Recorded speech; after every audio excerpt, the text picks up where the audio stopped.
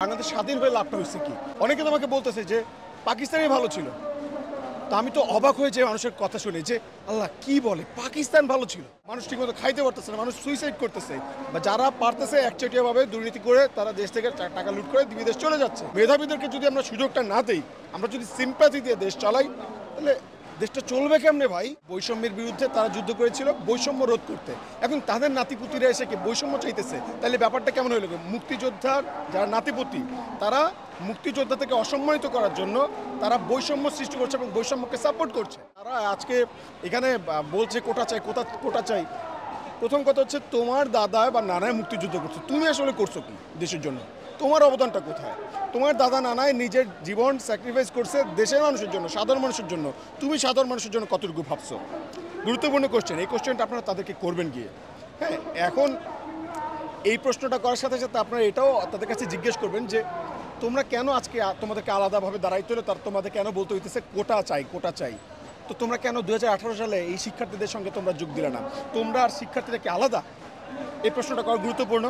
মুক্তিযোদ্ধা আর সাধারণ মানুষ এরা কি নিজেদেরকে আলাদা, এলিট সোসাইটি এরকম মনে করে কিনা?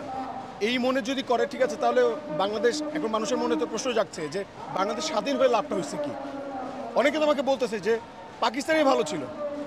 তো আমি তো অবাক হয়ে যে মানুষের কথা শুনে যে আল্লাহ কি বলে পাকিস্তান ভালো ছিল। পাকিস্তানে আজকে পাকিস্তানদেরকে এখন আমরা যে ভূখণ্ডে আছি, মুক্তিযুদ্ধ করে ওদেরকে কেন বিতাড়িত করা হয়েছে? বিতাড়িত করা হয়েছে কারণ বৈষম্যের জন্য। আজকে বাংলাদেশ থেকে ওদেরকে উচ্ছেদ করা হয়েছে, ওদেরকে সরায় দেওয়া হয়েছে। একটা নতুন দেশ তৈরি হয়েছে যে বৈষম্যের বিরুদ্ধে আন্দোলন করে, সংগ্রাম করে, নিজেদের জীবন দিয়ে স্যাক্রিফাইস করে আজকে বাংলাদেশ সৃষ্টি হয়েছে। এখন আপনি কী কারণে মুক্তিযোদ্ধারা যুদ্ধ করেছিল? এই যে বৈষম্যের বিরুদ্ধে তারা যুদ্ধ করেছিল বৈষম্য রোধ করতে। এখন তাদের নাতিপুতিরা এসে কি বৈষম্য চাইতেছে, তাহলে ব্যাপারটা কেমন হইল? মুক্তিযোদ্ধার যারা নাতিপুতি, তারা মুক্তিযোদ্ধা থেকে অসম্মানিত করার জন্য তারা বৈষম্য সৃষ্টি করছে এবং বৈষম্যকে সাপোর্ট করছে। তো তারা মানে কীভাবে আমি বিশ্বাস করবো তারা মুক্তিযোদ্ধাদের রক্ত? এটার প্রশ্ন ওঠে না? তাহলে আমার তো বুঝে নিতে হবে এরা হচ্ছে সেই মানুষগুলা যারা হচ্ছে গিয়ে, আপনারা তো জানেন যে জাল সনদের মাধ্যমে অনেকে ভুয়া মুক্তিযোদ্ধা আছে, যাদের বয়স মানে যাদের জন্ম হয়েছে মুক্তিযুদ্ধের পরে, তারা হচ্ছে নিজেদেরকে মুক্তিযোদ্ধা বলে দাবি করে।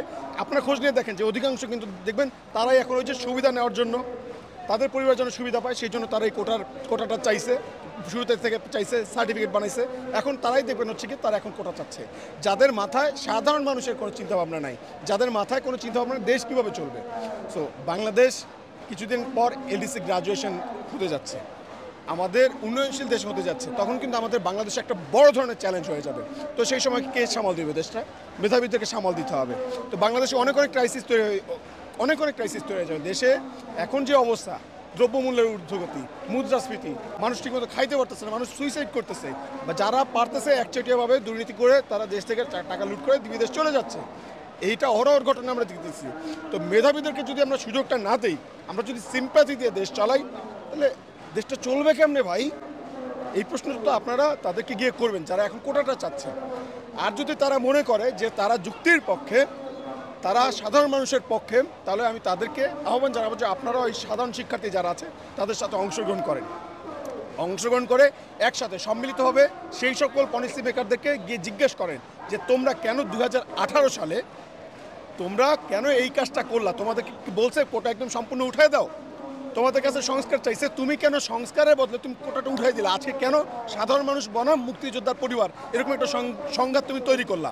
এই প্রশ্নটা এখন করা জরুরি। এই প্রশ্নটা, এই যে কারা করেছে প্রতারণা, এই প্রতারকদেরকে ধরিয়ে দিতে হবে, প্রতারকদেরকে টেনে এনে জনসম্মুখে তাদেরকে বিচার করতে হবে, তাদের সাহায্য করতে হবে। এখন এটা সময়ের দাবি মুক্তিযোদ্ধা পরিবার, সাধারণ জনগণ এরা আলাদা যদি হয়ে যায় কখনো, তাহলে হচ্ছে মুক্তিযোদ্ধা থেকে মানুষ কিন্তু সম্মান করবে না, সম্মানের জায়গাটা হারিয়ে ফেলবে। মুক্তিযোদ্ধা থেকে রাখিয়ে আমরা আমাদের সম্মানের মানে তীব্রতর সম্মানের জায়গায়, আমরা চাই না মুক্তিযোদ্ধাদের সেই তীব্রতর সম্মানের জায়গাটা হারাক। তো আমরা সবাইকে আহ্বান জানাবো যে আপনারা যেখান থেকে আছেন, যে অবস্থানে আছেন, আপনারা নিজ নিজ জায়গা থেকে আপনারা সংগ্রাম গড়ে তুলুন, আপনারা প্রতিরোধ গড়ে তুলুন, অবরোধ তৈরি করুন। ইনশাল্লাহ আমরা সবাই সম্মিলিতভাবে আমরা আমাদের দাবি আদায় করে ঘরে ফিরব ইনশাল্লাহ।